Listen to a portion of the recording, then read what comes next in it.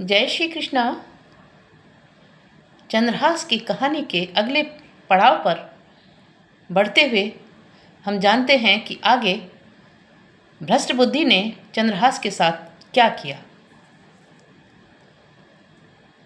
भ्रष्ट बुद्धि ने चंद्रहास को एक संदेश पत्र दिया था जो उसे उसके पुत्र मदन को देना था, और उससे कहा था कि इस पत्र को तुम्हें कभी भी खोलना नहीं है, रास्ते में सीधे जाकर के मेरे पुत्र के ही हाथ में देना है।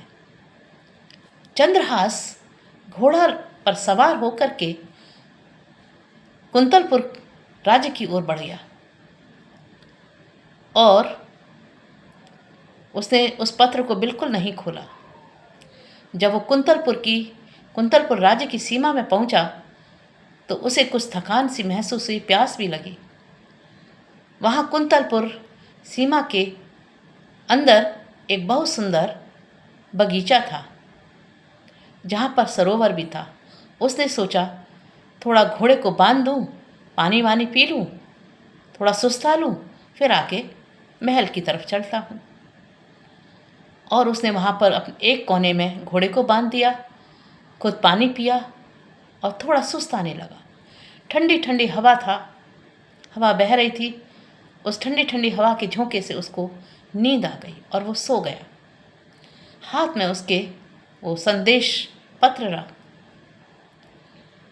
और वो सो गया। उसी समय जो भ्रष्ट बुद्धि था, उसकी बेटी जो विषया थी और उस कुंतलपुर राजा की जो लड़की थी, राजकुमारी थी, वो सभी सखियों के साथ में उस बगीचे में आई। अकस्मात जो कन्या थी विषया, वो उस ओर चली गई जहाँ पर चंद्रहास सोया हुआ था। उसकी नज़र चंद्रहास पर पड़ी। चंद्रहास बहुत सुंदर था। वो मोहित हो गई। वो सोचने लगी कितना सुंदर युवक है, काश कि मेरी इससे शादी हो जाती। वो ये सोच ही रही थी कि उसकी नज़र उसके हाथ में रखे हुए उस कागज़ के टुकड़े पर पड़ी जिसमें कुछ संदेश लिखा हुआ था। उसने चुपके से वो संदेश की जो कागज़ था उसको अपनी ओर खींचा और खोल करके वो संदेश पढ़ने लगी। उस संदेश में उसके ही पिता ने उसके भाई के लिए संदेश दिया था कि जो मैं इस युवक को भेज रहा हूँ, इसको विष दे देना और इसको विष तुरंत ही देना, बिना कुछ सोचे विचारे इसको विष दे देना। मैं कुछ दिन अभी यहीं सूरजपुर राज्य में रुकूंगा, लेकिन मेरे आने से पहले तुम ये काम अवश्य कर देना, ये मेरी आज्ञा है। जब विषया ने उस पत्र को पढ़ा तो उसे दुख भी हुआ। उसे यकीन ही नहीं हो रहा था कि उसके पिता ऐसा सोच सकते हैं। फिर भी उसने सोचा कि हो सकता है इस युवक से बहुत प्रसन्न हो गए हों, इसकी सुंदरता से, तो उन्होंने मेरी शादी इस युवक के साथ करने की सोची होगी और विषया की जगह पर विष लिख दिया है या शब्द लिखना भूल गए हैं। और उसने अपनी आँखों के जो काजल था उसकी जो स्याही थी, जहाँ जहाँ विष लिखा हुआ था वहाँ वहाँ उसने यश अक्षर जोड़ दिया। अब वहाँ वहाँ जहाँ जहाँ विष था वहाँ वहाँ विषया हो गया और उस पत्र को वैसे ही बंद करके चुपचाप से उस युवक के चंद्रहास के हाथ में रख करके वहाँ से चली गई। युवक थोड़ी देर बाद उठा और वो जो कुंतलपुर दरबार था जहाँ मदन से मिलना था, वहाँ जाकर के मिला और उसको वो पत्र दे दिया। मदन ने जब पत्र देखा और पढ़ा, उसको भी आश्चर्य हुआ। पिताजी को इतनी क्या जल्दी थी? यदि विषया की शादी करनी थी तो अपनी उपस्थिति में करते, लेकिन उनको ऐसी क्या जल्दी थी? पर उनकी आज्ञा है कि तुरंत करना है ये काम, विषया को तुरंत देना है। तो उसने विषया की शादी चंद्रहास के साथ कर दी। उस शादी में कुंतलपुर का राजा भी आया था, शामिल हुआ। उसने भी जब चंद्रहास की सुंदरता को देखा और चंद्रहास की योग्यता को देखा तो वो भी प्रभावित हुआ। उसके भी एक पुत्री थी, राजकुमारी। उसने भी सोचा कि मैं भी अपनी पुत्री का विवाह इसके साथ कर देता, और उसने भी अपनी पुत्री का विवाह चंद्रहास के साथ कर दिया। 2-3 दिन बाद धृष्टबुद्धि कुंतलपुर वापस आए। जब उन्हें सारा समाचार पता पड़ा तो उन्होंने अपना सिर पीट लिया। बहुत दुख हुआ। ये क्या हुआ? वो तो क्या चाहते थे और क्या हो गया? कहीं कुछ गड़बड़ हो गई। पत्र पढ़ा तो उसमें तो विषय था, हालांकि उन्होंने तो विष लिखा था, फिर भी अब कुछ नहीं हो सकता था। तो उन्होंने सोचा अब जो हुआ सो हुआ, लेकिन ये राज्य तो मेरे ही पुत्र को मिला है। इस राज्य का तो मैं ही राजा बनूंगा, मेरा पुत्र ही युवराज बनेगा, चाहे मुझे इसको मारना ही क्यों ना पड़े। क्योंकि उसकी भ्रष्ट बुद्धि में यही आ रहा था कि इसको किसी भी तरह से रास्ते से हटाया जाए, और उसने अपनी मन की बात तो छिपा ली। और वहाँ पर जो रीति रिवाज होते थे उनका सहारा लेकर के चंद्रहास से कहा कि तुम आज की शाम जब धुंधलका हो जाता है, सूरज छिप जाता है, उस समय कुल देवी की पूजा करनी होती है। जिसकी शादी होती है उस लड़के को उस कुल देवी की पूजा करने के लिए शाम के वक्त जाना होता है। और उसने थाल सजाकर चंद्रहास को दे दिया कि तुम शाम को पूजा करने जाना मंदिर में।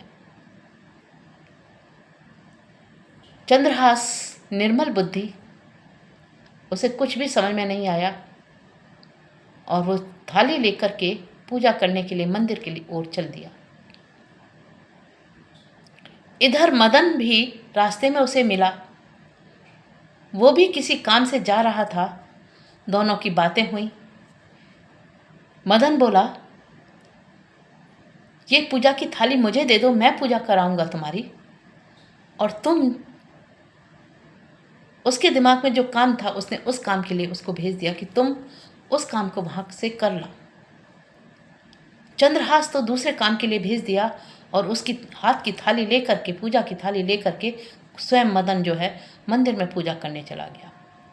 वहां पर भ्रष्ट बुद्धि ने कुछ बधिकों को तैनात कर रखा था कि यहाँ पर कोई भी व्यक्ति आए उसका वध कर देना। और वहाँ पर मदन पहुँच गया। क्योंकि अंधेरा था, किसी को दिखाई भी नहीं दिया, और उस अंधेरे में ही उन बधिकों ने तलवार चला दी और मदन का सिर धड़ से अलग हो गया।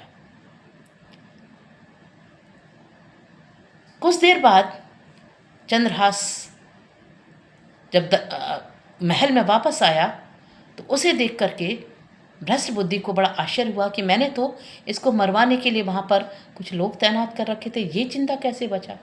दौड़ा दौड़ा वो मंदिर में गया कि आखिर हुआ क्या। वहाँ देखा तो उसके पुत्र की लाश पड़ी थी, सिर धड़ से अलग था। अब तो उसको सारी बात समझते देर नहीं लगी, और उसने अपना सिर पीट लिया।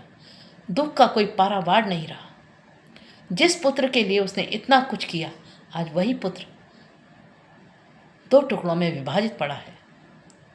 बिल्कुल ही उसकी सहन शक्ति गवा दे गई, बिल्कुल सहन शक्ति जवाब दे गई। और उसने सोचा कि अब मेरे जीवन का कोई मतलब नहीं है।